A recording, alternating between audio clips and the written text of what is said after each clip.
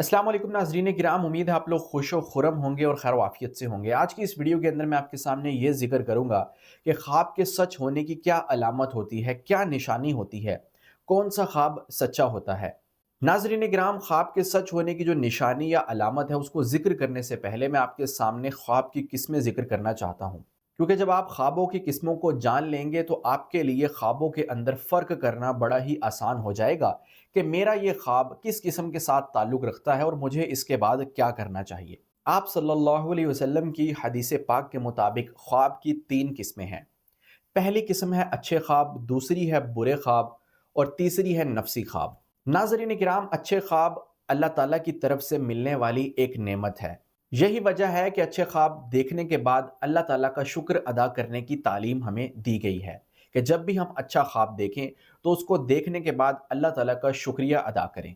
नबी सल्लल्लाहु अलैहि वसल्लम ने अपनी हदीस पाक में फरमाया कि अच्छे ख्वाब अल्लाह ताला की तरफ से होते हैं और जब भी तुम में से कोई अच्छा ख्वाब देखे तो अल्लाह ताला की हम्दो सना बयान करे, यानी अल्लाह ताला की तारीफ करे।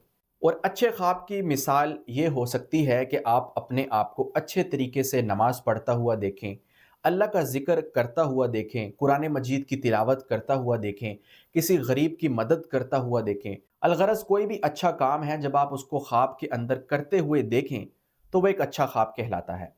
तो ये थी पहली किस्म अच्छे ख्वाबों की। दूसरी किस्म है बुरे ख्वाब। बुरे ख्वाब जो होते हैं ये शैतान की तरफ से होते हैं। शैतान बुरे ख्वाबों के ज़रिए इंसान पर हमला आवर होने की कोशिश करता है और उसको तरह तरह के वसाविस के अंदर मुब्तला करने की कोशिश करता है, क्योंकि जब भी इंसान कोई बुरा ख्वाब देख कर उठता है तो उसकी तबीयत बेजार होती है, बेचैन होती है और वो बहुत ही बुरा महसूस कर रहा होता है कि मैंने ख्वाब के अंदर ये क्या अजीब व गरीब चीज़ देख ली है। दर हकीकत बुरा ख्वाब शैतान का एक हमला होता है। वो इंसान को परेशानी के अंदर मुब्तला करने के लिए बुरा ख्वाब लेकर आता है।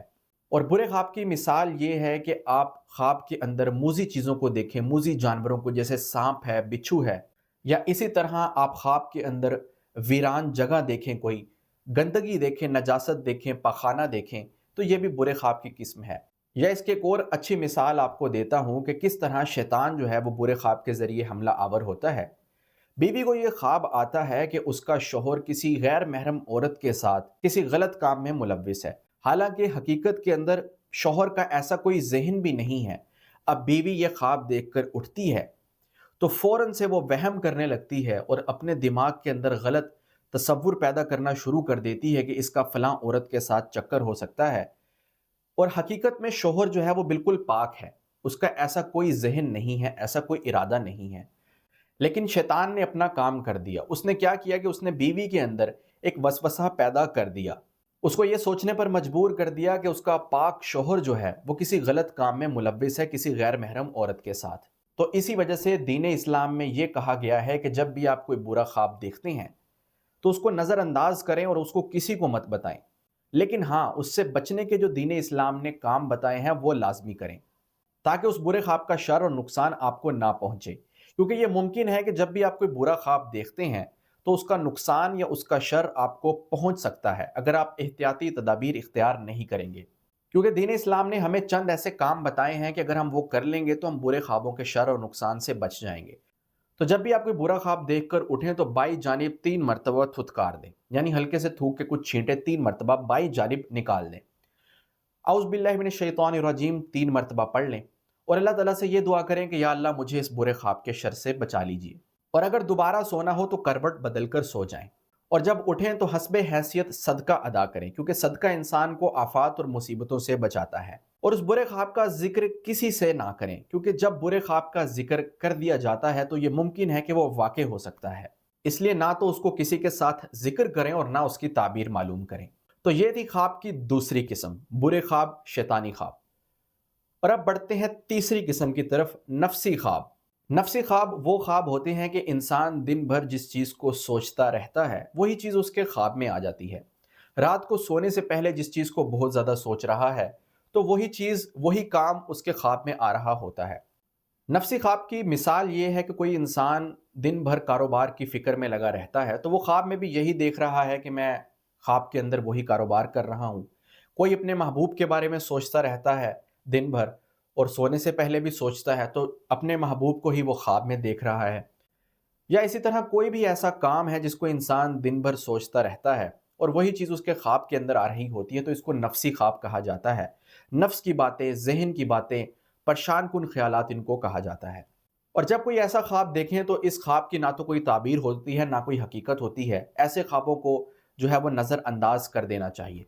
तो ये थी ख्वाबों की 3 किस्में। मैं उम्मीद करता हूँ कि अब आपको ये पता चल गया होगा कि जब भी आप कोई अपना ख्वाब देखते हैं, तो आप ये फ़र्क कर सकते हैं कि मेरा ये ख्वाब किस किस्म के साथ ताल्लुक़ रखता है और मुझे इसके बाद क्या करना चाहिए। अब बढ़ते हैं इस मौजू की तरफ कि कौन सा ख्वाब सच्चा होता है।